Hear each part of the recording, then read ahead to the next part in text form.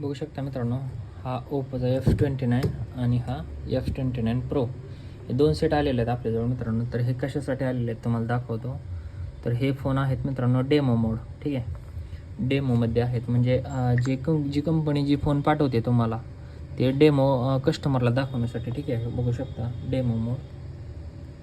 तर हे फोन आपण हा डेमो रिमूव्ह करणार आहे.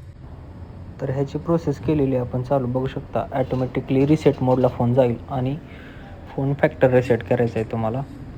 परमनंटली क्लिअर डाटा, ठीक आहे. येसवर टिक करायचं आहे आणि फोन तुमचा ॲटोमॅटिकली रिसेट होईल. बघू शकता दोन्ही फोनचे आपण डेमो रिमूव्ह केलेले आहेत. तर ह्या फोनचा सेटअप चालू आहे मित्रांनो.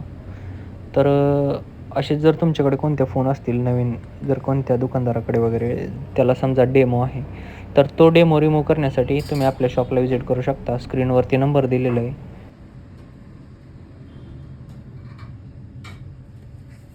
चार्जिंग